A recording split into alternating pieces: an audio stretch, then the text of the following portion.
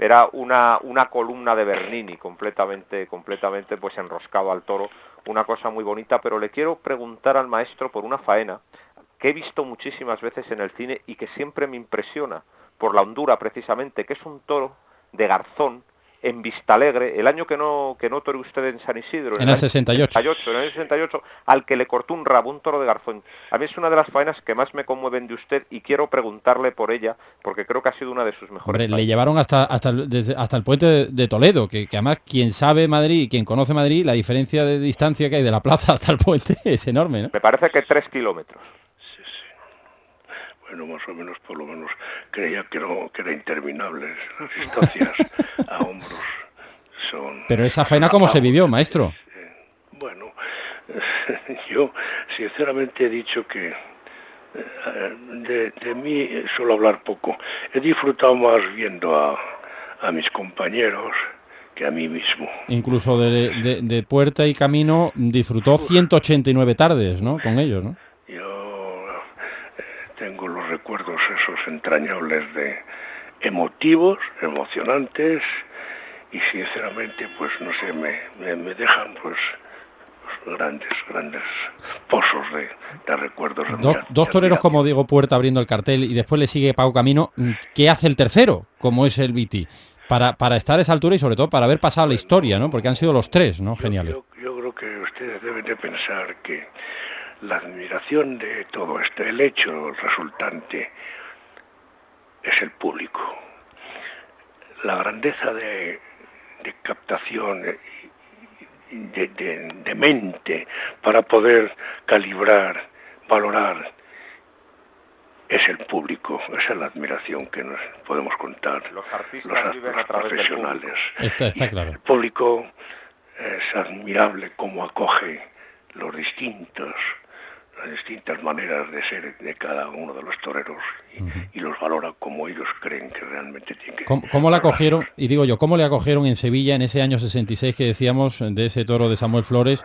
Quiero recordar, 5 ocasiones tuvo que entrar a matar, fueron 4 pinchazos y fueron una media, pero es que el público estaba tan dentro de la faena, tan emocionado de aquel faenón a ese toro de Samuel Flores, que desde luego se encendió el público y hubo una conexión, que es de lo que hablamos, ¿no? Sí, especial. Eso es lo admirable del público de Sevilla, que amén de que siempre tenía unos tópicos por parte de algunos aficionados, y yo siempre tuve fe de que ese público acogía, sea de donde fuera y donde sea la persona que participa, estando como ellos lo sienten, lo saben reconocer y además demasiado con creces.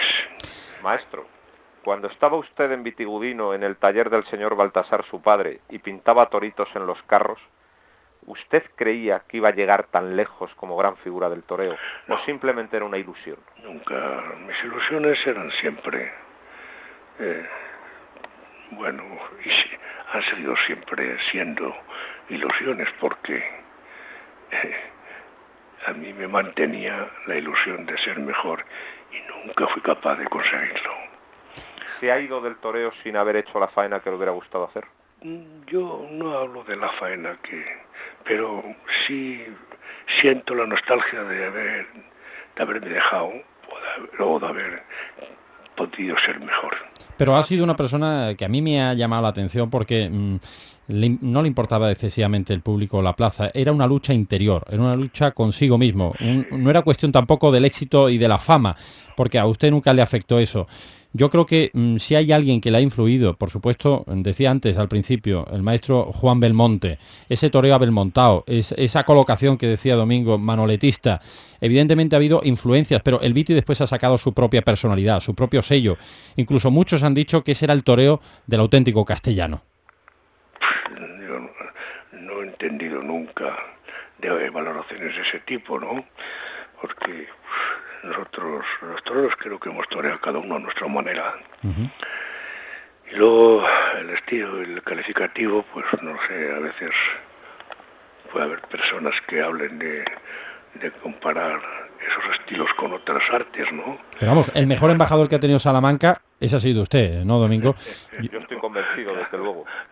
Mira que hasta el propio Julio Robles imitaba eso del codo que decía yo, ¿no? Y que apuntaba. Hombre, yo creo que Salamanca ha dado unos grandiosos toreros. Por cierto, cuando coincidieron en las ferias de Salamanca los tres, el Viti, el Capea y Robles, se vivía un ambiente taurino en Salamanca extraordinario y inolvidable que no se ha vuelto a producir. Pero yo humildemente, y admirando muchísimo a Robles y a Capea, yo efectivamente te doy la razón, Ignacio, yo creo que el gran torero de Salamanca, incluso el gran torero de Castilla la Vieja, ha sido Santiago Martínez. Es más, en una tierra tan ganadera, en donde desde el siglo XVIII y sobre todo desde la década de los años 40, que estaba la ganadería de primera fila, surge ese torero como Santiago Martín el Viti, el primer ganadero torero, lo apuntaba, Julián Casas el salamanquino, pero evidentemente de la importancia, de la trayectoria, de la repercusión de don Santiago Martín el Viti, la verdad que no ha habido tantos. Y yo, créeme, maestro, con el afecto que le tengo, con la admiración, por lo joven que he sido y que no he tenido la suerte de verle torear, salvo en vídeos,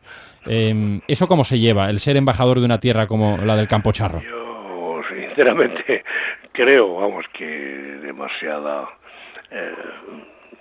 emotividad por vuestra parte, que os agradezco muchísimo, pero insisto que yo soy de los que creo que cada uno somos de una forma distinta, y esa es la gran virtud de los públicos, gracias a Dios, ¿no? Que admite, admira, aplaude y reconoce a todo tipo de personas que saben pues cumplir con lo que estrictamente es el oficio, la práctica, el hecho de torear y emocionar de esta o aquella manera. Y dentro de esas maneras diferentes, yo no soy capaz nunca de entender que haya nadie más que nadie, cada uno somos diferentes. Qué sencillez, Domingo, qué sencillez y sobre todo qué profundidad, porque... Sí que me gustaría, Ignacio, preguntarle al Viti sobre su trayectoria de ganadero, porque tuvo una ganadería de origen lisardo, que estuvo en las ferias y proporcionó muchos éxitos a diestros como Curro Romero y Antoñete, y me gustaría preguntar al maestro qué le dejó personalmente su trayectoria como ganadero. Bueno, la verdad que fue la ratificación de amor al toro. Era algo que había vivido como torero y quería vivir esa emoción criándolos. Y sinceramente esos recuerdos los tengo también muy entrañables. Fíjate, si el toro iba para adentro, Domingo, el único que ligaba era el Viti. Extraordinario valor, necesidad de dejar la muleta siempre en la cara del toro para que repitiera una y otra vez. Y yo creo que ahí es el secreto o las 4 virtudes capitales del maestro o del mismo torero, ¿no? Ese sentido del temple que tú decías, esa exacta colocación, esa ligazón perfecta, ese toreo profundo y hondo, ¿no? Pues sí, yo también al maestro me pasa también con Paco Camino, les tengo idealizados porque fueron los primeros toreros a los que vi de niños, ¿no? Y lo que ve uno en sus años primeros, pues se le queda grabado de una manera absolutamente indeleble. Yo cuando se habla de Camino y del Viti, menudos recuerdos tengo yo. Pues me emociono mucho. De Paco. ¿Cómo era Paco Camino, maestro? En la plaza. Pues la verdad que era una persona que yo la veía siempre sobrada. Parecía que lo hacía con una sencilla inteligencia y un espíritu personal, tan sumamente personal que era envidia lo que sentíamos de cómo lo hacía, con la facilidad que andaba en todos los aspectos en el toro. ¿Y cómo era Diego Puerta, el primer espada que abrió el cartel? Quien no podíamos ganar en la pelea. Y también es obligado preguntarle por el cordobés.